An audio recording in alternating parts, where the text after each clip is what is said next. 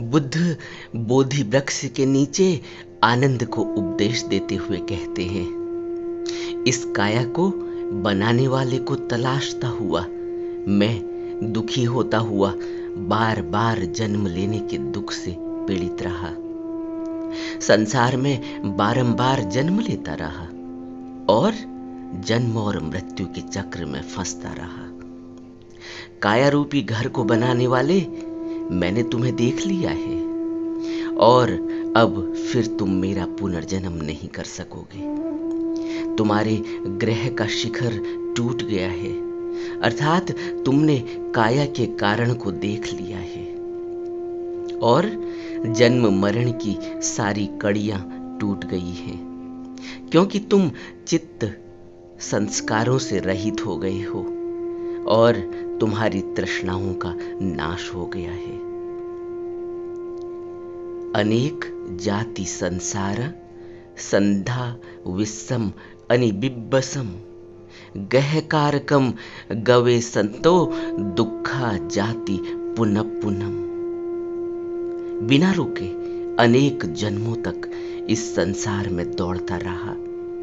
इस काया रूपी ग्रह को बनाने वाले यानी तृष्णा को खोजते खोजते पुनः पुनः जन्म में पड़ता रहा। बुद्ध के यह वचन बहुत ही क्रांति कर देने वाले हैं। कहते हैं, गह कारक दिट्टोसी पुनः गेहम न काहसी सब्बा ते फासुका भग्गा गह कूटम बिसखतम बिसखारगतम चित्तम तृणहानम खयम जगा। हे ग्रह कारक यानी तृष्णा, मैंने तुझे देख लिया है, अब फिर तू घर नहीं बना सकेगा। तेरी सभी कड़ियां भग्न हो गई हैं, ग्रह का शिखर गिर गया है, चित्त संस्कार रहित हो गया है, औरत अरहत्व को प्राप्त हो गया है, यानी तृष्णा का क्षय हो गया है। बुद्ध के यह वचन आनंद को कहे गए हैं पुनर्जन्म के बारे में। तो बहुत से लोग जिनको यह गलत धारणा है कि बुद्ध ने पुनर्जन्म की बात नहीं की, बुद्ध पुनर्जन्म को नहीं मानते थे, ऐसा नहीं है। बुद्ध के यह वचन धम्मपद के हैं। अनेक जाति संसार संधा विस्सम अनिबिब्बसम गहकारकम गवेसंतो दुखा जाति पुनः पुनः। बिना रुके अनेक जन्मों तक इस संसार में मैं दौड़ता रहा। इस काया रूपी ग्रह को बनाने वाले यानी तृष्णा के बारे में बुद्ध कहते हैं, तृष्णा से यह संसार बनता है। तृष्णा बार बार लौटा लौटा कर लाती है, तृष्णा मुक्त नहीं होने देती। बुद्ध आनंद को कह रहे हैं कि यह जीवन लगातार जो मिलता जाता है, बार बार इस संसार में आना पड़ता है, यह सिर्फ तृष्णा के कारण है। बुद्ध बोधि वृक्ष के नीचे ध्यानरत थे, सुसंयत थे, वहीं उनको बोधि लाभ हुआ था। सूर्यास्त होते होते उन्होंने मार की सेना को पराजित कर दिया था। पहले ही पहर में अंधेरे को दूर भगा दिया। अंधेरे को दूर भगा दिया का अर्थ है कि उनके अंदर प्रकाश का उदय हुआ है। अज्ञानता रूपी अंधेरा नष्ट हो गया है, प्रकाश का उदय हुआ है। ज्ञान का प्रकाश, प्रज्ञा का प्रकाश, कभी न खत्म होने वाला प्रकाश का उदय हुआ। तब वो बुद्ध बने, प्रकाशवान बने। उस समय भगवान के मुख से यह आह्लाद गाथाएं निकली हैं। वे बोल पड़े हैं, मैं अनवरत अनेक जन्मों तक इस संसार में पड़ता रहा, जन्म लेता रहा, दौड़ता रहा। इस काया रूपी घर को बनाने वाले ग्रह कारक यानी तृष्णा को खोजते खोजते पुनः पुनः दुखमयी जन्म में पड़ता रहा। बार बार का जन्म दुखमय हुआ। हे घर बनाने वाले, अर्थात तृष्णा, मैंने तुझे देख लिया है, अब तुम घर नहीं बना पाओगे। गहकारक, गहकारका का अर्थ है कि हे घर बनाने वाले, दिट्टोसी पुनर्गेहम न काहसी, अब तुम दोबारा घर नहीं बना पाओगे। पुनर्गेहम न काहसी, सब्बा ते फासुका भग्गा, गह कूटम बिसंखतम। घर का शिखर यानी अविद्या से ये घर बना था, ये ढह गया है। अब मेरा चित्त संस्कार रहित हो गया है। संस्कारों से बार बार जन्म मिलता है। वह तृष्णाएं बार बार दौड़ाती हैं, बार बार इस काया में प्रवेश करवाती हैं। इसी को बुद्ध कह रहे हैं। अनेक जाति संसार मैं अनेक बार दौड़ता रहा, अनेक बार इस संसार में आता रहा हूं। संधा विस्सम अनिबिब्बसम, गहकारकम गवे संतो, दुखा जाति पुनः पुनम। मैंने बार बार दुख सहे हैं, मैं बार बार पुनः पुनः इस संसार में आया हूं, सिर्फ इस तृष्णा के खातिर। अब हे ग्रहकारक यानी तृष्णा को कहते हैं कि मैंने तुझे देख लिया है, मैंने तुझे भरी आंख देख लिया है, अब फिर तू घर नहीं बना सकेगा। मेरी सारी कड़ियां भग्न हो गई हैं, मेरी अब इस संसार में कोई रुचि नहीं रही। ये बुद्ध के वचन बहुत ही अंदर गहरे में मनन करने वाले हैं कि बुद्ध कह रहे हैं कि अगर इस जीवन को हल्के में लिया गया, अगर इस जीवन से फायदा नहीं उठाया गया, अगर तृष्णा को नहीं देखा गया और अगर कर्म पर कर्म चढ़ते रहे, तो यह जीवन दोबारा बहुत ही भयावह हो जाने वाला है। क्योंकि बार बार कर्मों की वह मैल छोड़ती नहीं, पीछा नहीं छोड़ती, बार बार जन्म मरण के चक्र में ले आती है। यही धम्मपद की एक और गाथा में बुद्ध ने इसका वर्णन किया। जिस समय बुद्ध के 3 भिक्षु भिक्षाटन को जाते हुए किसी गांव से गुजर रहे थे, तो उन्होंने देखा कि उस गांव में भयंकर आग लग गई है और उसकी लपटें दूर दूर तक फैलने लगी हैं। वो बुद्ध भिक्षु, वो बौद्ध भिक्षु यह सब घटना देख रहे थे। धुएं का छल्ला दूर दूर तक फैल चुका है, आग की गर्मी इतनी प्रचंड है कि लोग इधर उधर भाग रहे हैं, अपनी जान बचा रहे हैं। उसी में एक कौवा उड़ता हुआ आया और उस अग्नि के चक्र में दाखिल हो गया और आग की लपटों से झुलस गया।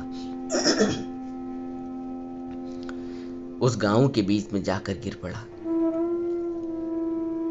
कौवा मर चुका था।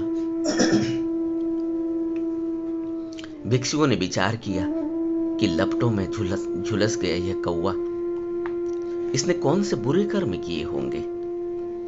ऐसा सोचते हुए उन्होंने भगवान से यह पूछने के लिए वो गांव से निकले और भगवान के पास आ गए। जब वो गांव से निकलकर नाव में बैठकर पानी को पार करते हुए दूसरे बिहार की तरफ जा रहे थे जहां बुद्ध रुके हुए थे, तो उन्होंने देखा कि नाव की गति रुक गई है और पतवारें, हवा का रुख बदल गया है और पतवारें नहीं चल पा रही हैं और नाव आगे नहीं बढ़ पा रही है। तो नाव में भिक्षुओं के साथ अन्य यात्री भी थे। उन्होंने लॉटरी के द्वारा यह जानने का प्रयास किया कि उनमें से ऐसा कौन कर्म ठोक है, कौन ऐसा कर्म आ गया है जिसके कारण यह विपत्ति आ गई। 1 बार, 2 बार, 3 बार लॉटरी निकाली गई और तीनों बार ही नाव के मालिक की पत्नी के नाम पर वह लॉटरी निकली। नाविक ने बड़े दुखपूर्ण शब्दों में कहा कि इस दुर्भाग्यशाली औरत की वजह से बहुत से लोगों के प्राण दांव पर लग गए हैं, प्राण जा सकते हैं। अतः इसके गले में भार बांधकर इसे पानी में फेंक देना चाहिए, ताकि इन लोगों को बचाया जा सके, हवा का रुख बदल जाए और नाव चल पड़े। और उसने यही करा। उसने उस औरत को पकड़ा और उसके गले में भार बांधकर उसे पानी में फेंक दिया, और हवा का रुख बदल गया, नाव चल दी। वे सभी भगवान के बिहार की ओर चल दिए। रास्ते में एक तीसरा दल मिला भिक्षुओं का, वह भी भगवान के दर्शनार्थ जा रहे थे। इस प्रकार सभी लोग के पास अपनी जिज्ञासाएं थी। उन्होंने भगवान को बताया कि ऐसे ऐसे वो भिक्षाटन के लिए गए थे और ऐसे उन्होंने ये 3 घटनाएं देखी हैं, आप इन पर प्रकाश डालें। तब भगवान ने कहा कि इन तीनों के कारणों को बताया। जो तीसरा दल मिला था उसने भी एक घटना देखी थी। उसने घटना क्या देखी थी कि एक बैल पर बहुत क्रोधित हो गया एक किसान और उसको रस्सी से बांधकर उस पर आग लगा दी। तो बुद्ध कहते हैं कि भगवान ने उन तीनों को बुलाया, तीनों दलों के भिक्षुओं को बुलाया और बुराई और पाप कर्मों के ऊपर जब उन्होंने यह पूछा, तब बुद्ध ने कहा कि वह जो कौवा आग में गिर पड़ा था, जानते हो वो कौन था? वह एक किसान था जो अपने बैल पर बहुत क्रोधित हो गया था अपने पूर्व जन्म में, और उसने उसको रस्सी से बांधकर उस पर आग लगा दी। उसका हश्र कौवे के रूप में खुद के जलने से हुआ है। ऐसी ही इस औरत का, जिस औरत को नाव उसके स्वामी ने, उसके पति ने एक भार बांधकर नाव से डुबा दिया है पानी में, यह जानते हो कौन थी? यह एक औरत है पुराने जन्म में, जिसका एक पालतू कुत्ता था और वो जहां भी जाती वो कुत्ता उसके पीछे पीछे जाता और शहर भर के बच्चे उस महिला को चिढ़ाते थे। उसने कुत्ते के गले से एक मिट्टी का ढेला बांधा और उसे पानी में डुबो दिया था, और आज उसे इस रूप में डूबकर फल भोगना पड़ा है। और ऐसे ही एक बार कुछ ग्वालों ने एक छिपकली को एक टीले पर देखा। वह बिल में जा रही थी। इन ग्वालों ने, इन गाय भैंस चराने वालों ने उसके सारे छिद्र बंद कर दिए उस टीले के, और यह छिपकली अंदर नहीं जा पाई, अंदर से बाहर नहीं आ पाई। उन्हें याद तक नहीं आया, और 7वें दिन जब वो आए तब उन्होंने छिद्र को खोला तो देखा कि वो छिपकली मर चुकी थी। और आज इस व्यक्ति ने, जिन भी लोगों ने, इन ग्वालों ने जब वो छिद्र बंद कर दिए और इन्हें याद भी नहीं आया, और 7वें दिन इन्हें याद आया, तब इन्होंने उस छिद्र को खोला है। उन्हें अपनी इस गलती के लिए विभिन्न गतियों में 7-7 दिन तक जेल रहना पड़ा है। भगवान इस प्रकार समझा रहे थे। इतने में एक भिक्षु बोला कि भगवान, भंते, क्या पाप करने वाले के लिए छुपने के लिए कोई भी जगह नहीं? उसके बचने के लिए आकाश, समुद्र और गुफा आदि कहीं पर कोई जगह नहीं है? तब भगवान ने उससे कहा, भिक्षु, तुम ठीक कह रहे हो। आकाश, पाताल या कोई गुफा या समुद्र या पानी पाप कर्मों से के फलों से बचने के लिए ऐसी कोई भी जगह नहीं बनी। न अंतरिक्ष में, न समुद्र में, न पर्वतों की गुफा में घुसकर बचा जा सकता है। संसार में ऐसा कोई स्थान नहीं है जहां रहकर व्यक्ति पाप कर्म से बच सके। जगत में ऐसी कोई जगह नहीं बनी कि जहां जाकर पाप कर्म से मुक्त होया जा सके। पाप कर्मों का फल देना ही होगा। तब बुद्ध ने यह गाथा कही थी कि न आकाश में, न समुद्र के मध्य में, न पर्वतों के बीवर में प्रवेश करके संसार में न तो कोई ऐसा स्थान है जहां रहकर पाप कर्मों से प्राणी बच सकता है। उसे उसका फल देना ही होगा।